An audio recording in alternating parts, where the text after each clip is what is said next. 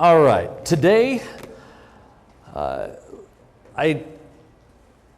been reading a couple of different authors, and there are just some interesting things. I don't know if you know of a man named Dietrich Bonhoeffer. He was a theologian, a pastor, a professor of theology during the time building up to World War II. He lived, lost a brother during World War I, all this kind of really traumatic reality in his life, and just reading some of the stuff and how he took a stand against fascist Nazism and all the different things that were taking place during that time and how that kind of played itself out. And one of his kind of key things over the course of his life that has remained is this statement that if the church remains silent, we are complicit to evil. And that is something that I never want us guilty of. Now, that can be a very tricky line to walk, however, and when we have a week like this past week with crazy things taking place, how do we respond to that? As Christians, how do you respond to that? I don't want you unarmed, if you will, mentally, emotionally, spiritually, when it comes to having answers for this stuff. Because I don't know if you know this, we have hope. This is not anything new. I hope that you get that. Unless you just woke up this week from a coma, this has been happening for a while, right? I mean, when I say a while, I mean since sin started. If there were news at the time, if they could have tweeted it out, it would have been that thing where, ooh, newsflash, breaking news, Cain killed Abel, hid the body. Like, it's been this way. And we can very easily get overwhelmed by it, because if you do turn your TV on, you have to intentionally avoid seeing more and more and more and more and more, and then more and more and more news about how broken reality is. You know why? Because it actually sells really well. And in this reality where tragedy sells, and where when we get worked up into a dither, we pay attention to more advertising. When all of that is in place, it feels like it's getting worse and getting worse and getting worse and getting worse. And there's no hope, but that is a lie. It's an absolute lie. We have the hope. Now, if we sit on it, bad on us. If all of our conversations regarding all of these things sound like all of the conversations on TV, bad on us.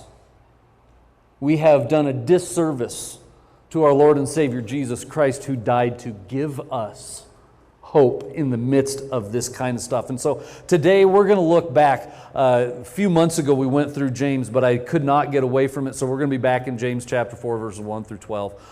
And then also another passage just going to end up on. But James chapter 4, 1 through 12 starts this way. It says, "What is causing the quarrels and fights among you?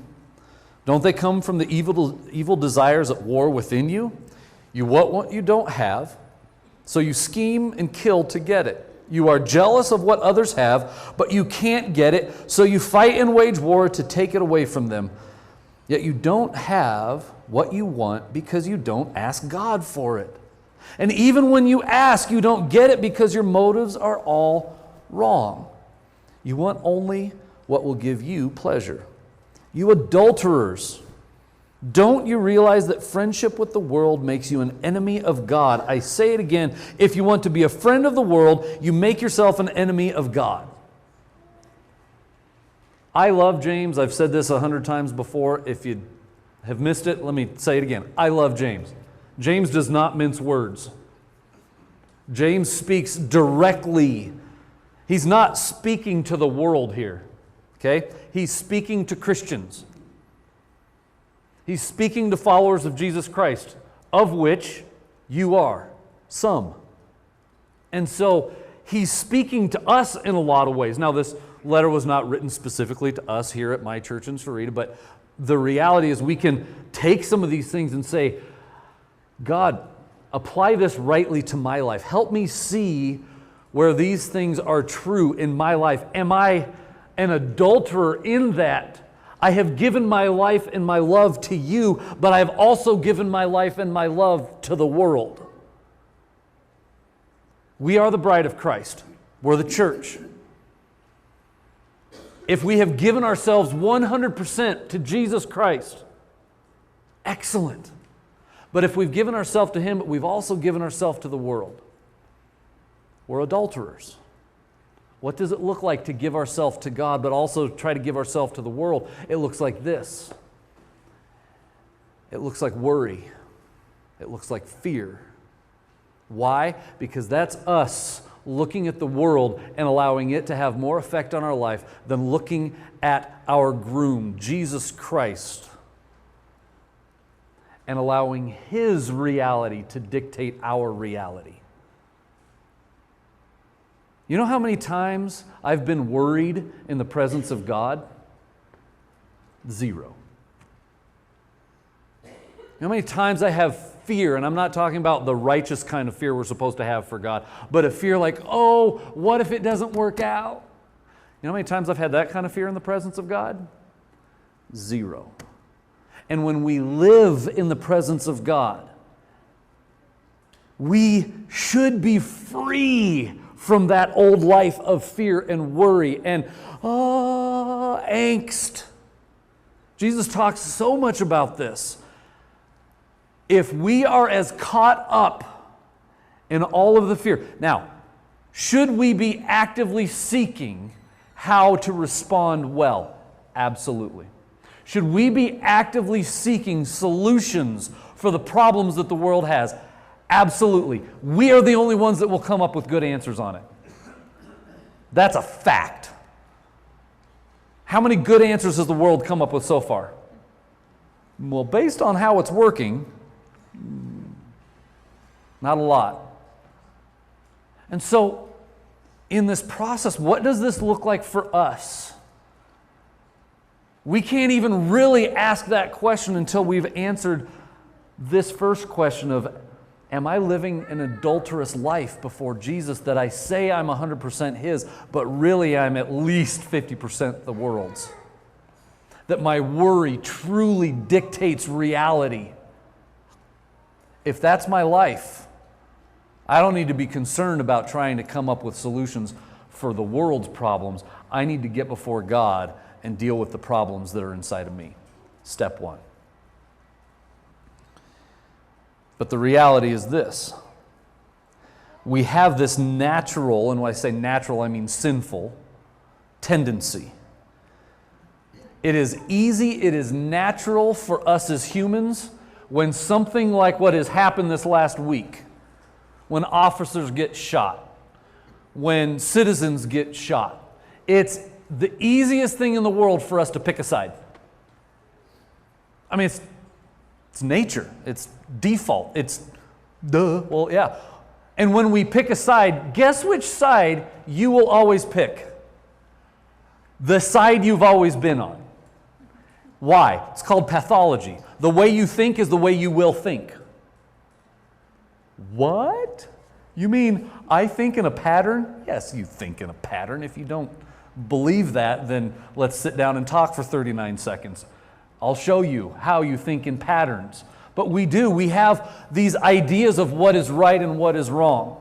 And when we see something, whether we know all the facts or not, we choose almost immediately which side we are going to be on.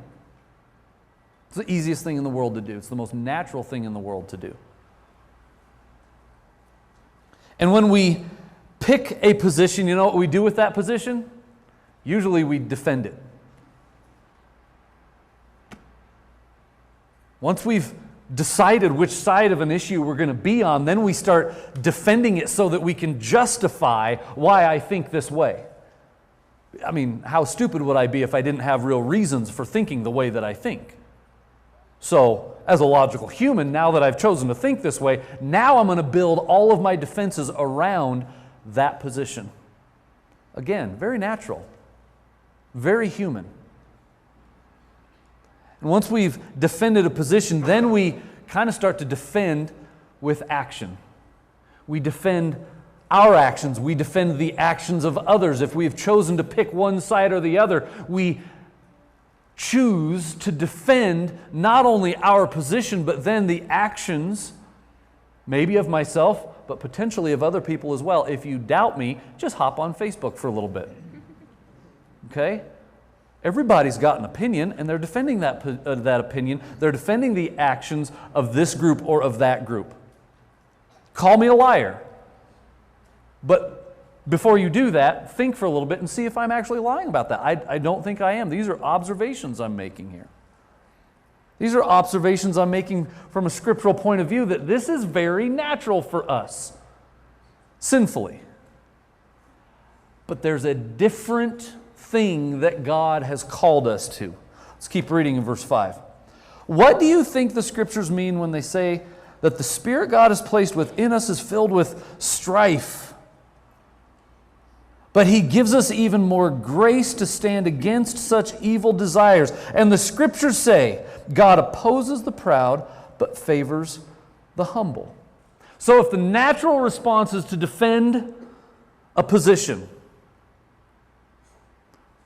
what's a biblical, God-fearing response? Starts with an H. You just read it. Humility. When someone is humble, what are they defending? Literally nothing. Now here's the thing. My wife and I got to see The Legend of Tarzan. Great love story, lots of action, really cool. There's a moment in the middle of it where Tarzan, a man, has to fight one of the gorillas and knows he's going to lose, but at the end of it is instructing the other guy there with him, you need to be submissive. Show him your most vulnerable parts. That's submission. That's humility. The exact opposite of what is natural for us, to defend. To defend our position, to defend our actions. That's not humility. Humility is to lay ourselves before God and say, Lord, I don't know what to do. I'm going to shut up. I'm going to listen to you until I hear from you, until I know from you what I'm supposed to do. That's the right response. The first right response is to be humble before God. Verse 7 says, so humble yourselves before God. It's like I'm not even making this stuff up. I'm just writing it down and showing it to you, right? Okay. So humble yourselves before God. Resist the devil and he will flee from you. Come close to God and God will come close to you. Wash your hands, you sinners. Purify your hearts, for your loyalty is divided between God and the world.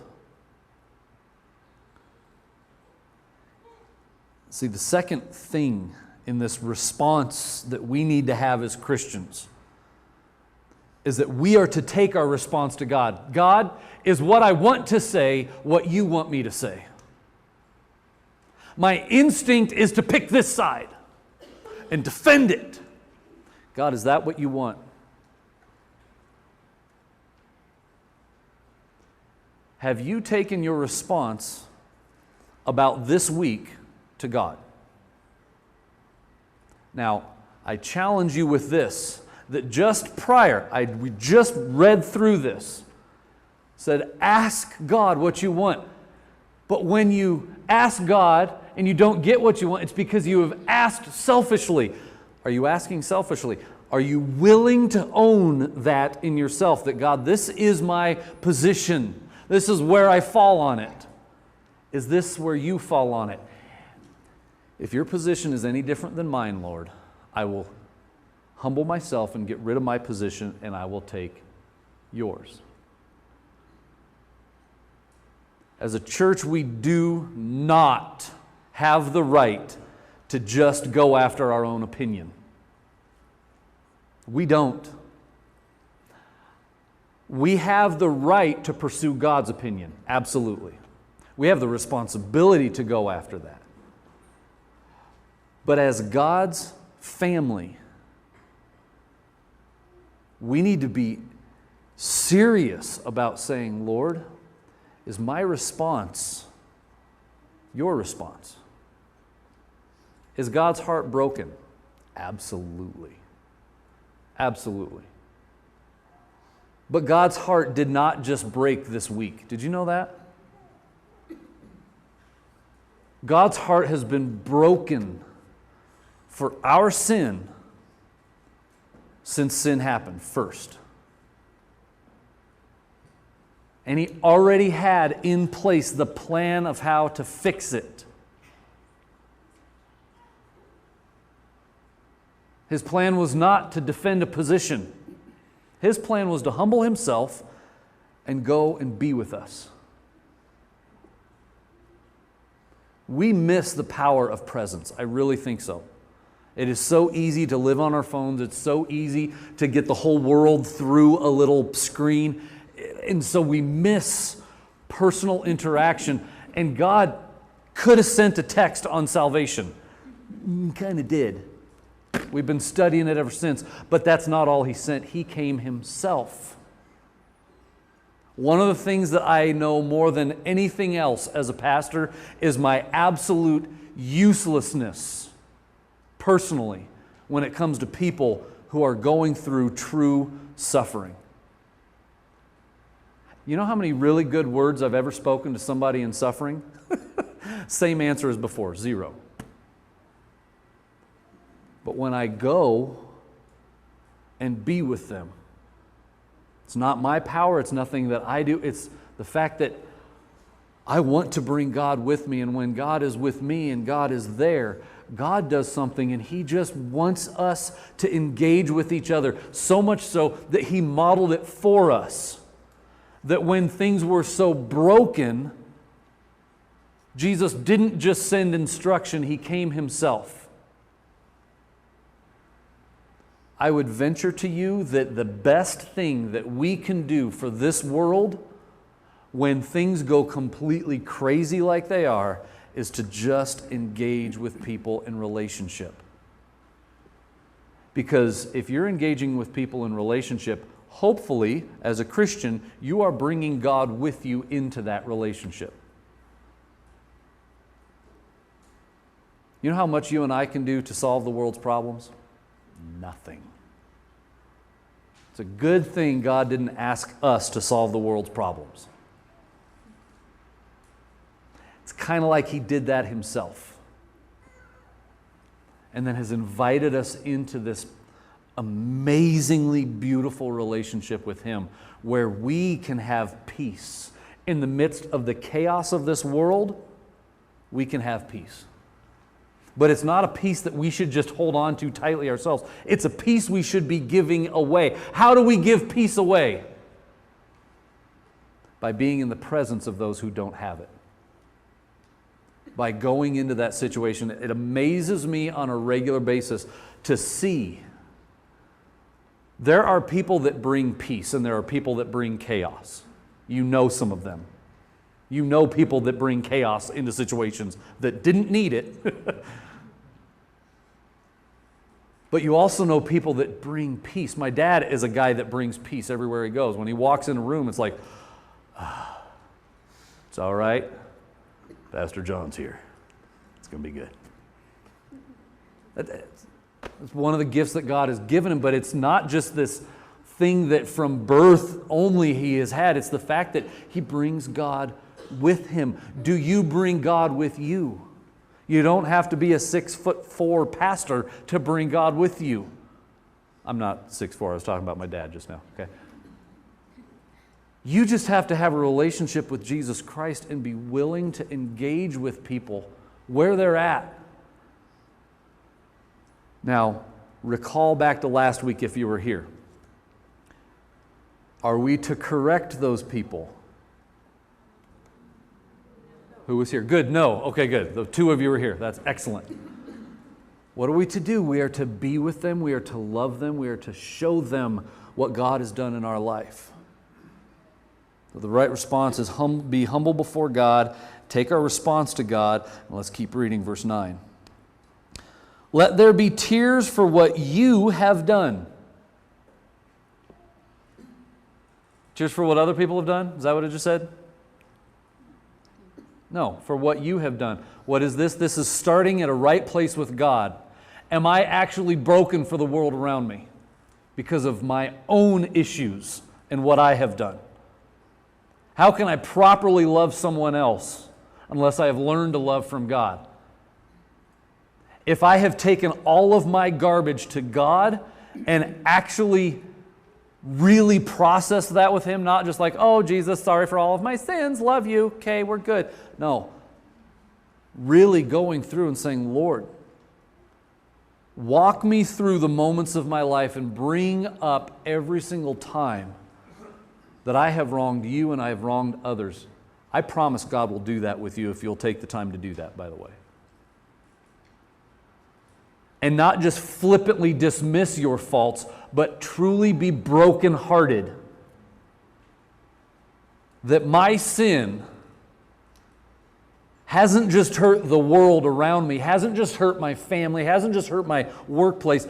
My sin truly has hurt the heart of God. Lord, I don't just say sorry for that.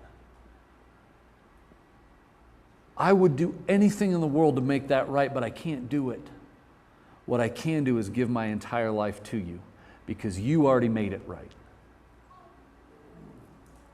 Let there be tears for what you have done. Let there be sorrow and deep grief. Let there be sadness instead of laughter and gloom instead of joy. The third response that I think we need to have is this. Ask God to break your heart for those hurting, not just those you identify with. I'll say it again. Ask God to break your heart for those who are hurting, not just those you identify with. Let me make this a little bit more uncomfortable for you. It's my gift, uncomfortableness. We have a huge contingent of law enforcement individuals in this room. My default assumption would be that it is very easy to identify with those men and their families who lost their lives this week and have your heart broken for them. Have you yet thought about the family of the individual who did the shooting? Is your heart broken for them? As Christians, we don't have the blessing, I won't say blessing because it's not. We don't have the right to not be brokenhearted for both. We don't. We don't. I got a text last week from Mary Hildebrand saying, God has been calling me to pray for ISIS. I'm like, wow. Maturity level 20. Like, my husband served in the fight against ISIS, but God has been breaking my heart that they would come to know Jesus. Are you hearing that? That's right. Are they wrong? Well, yeah. Were you wrong before you knew Jesus? Yeah. And God still loved you. We don't get to pick. We get to put ourselves before God and say, God, break my heart for those whom your heart breaks for. Is God's heart broken that somebody was so upset about the situation of our world that he chose to start shooting at cops? Yeah. Does God condone those actions? No. Is his heart broken for that individual? Absolutely. Did Jesus Christ die for that person? Yeah, just like he died for me and he died for you. Did it get real in here? I mean, did somebody turn up the realistat? We don't get to pick. Who are you praying for? It's easy to pray for one side or pray for the other side, depending on your background.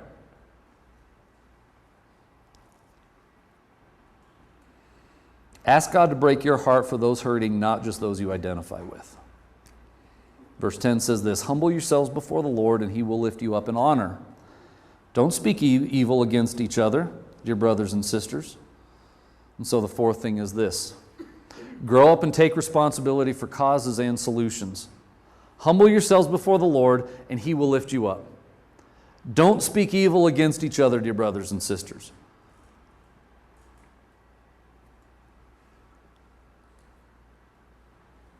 It's easy to speak evil against each other. Easy. Well, did you hear what they said? Oh my goodness, I cannot believe that. They call themselves a Christian. They come to church on Sunday morning. I just cannot believe it. Counts as speaking evil against each other.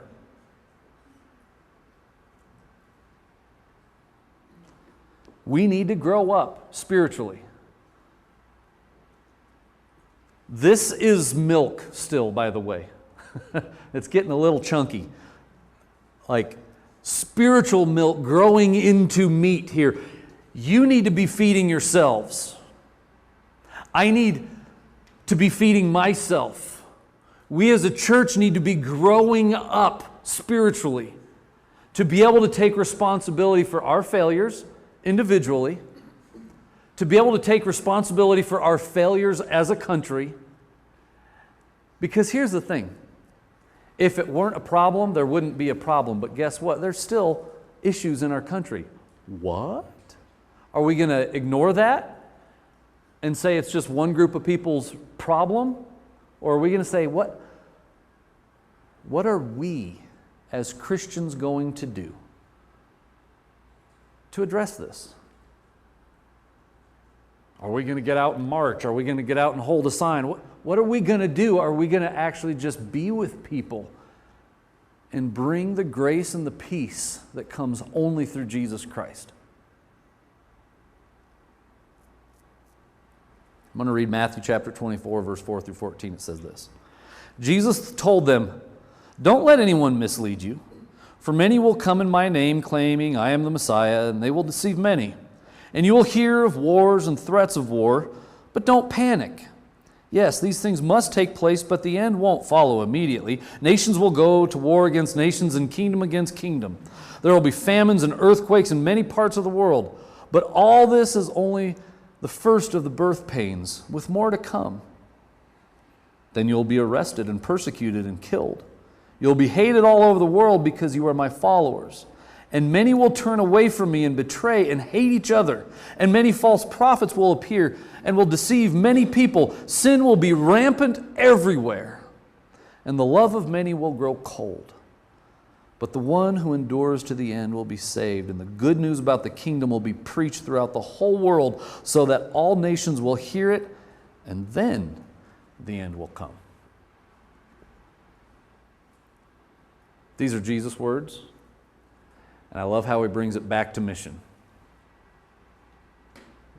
We can set our focal point as a church on dealing with the world's problems, or we can set our focal point on the mission that Jesus gave us, which is to share the good news, to make disciples of all nations, baptizing them in the name of the Father, the Son, and the Holy Spirit. And it is the easiest thing in the world right now to get distracted from that. We got to start solving problems. If I post this, people will believe me and change their way of thinking. Click. Or stay on what Jesus has asked us to do. To love the way He loves, to make disciples, to not be distracted by the fact that the world's going to hell in a handbasket. It always has been. Nothing new. Jesus very clearly said, you'll hear this, you'll hear that.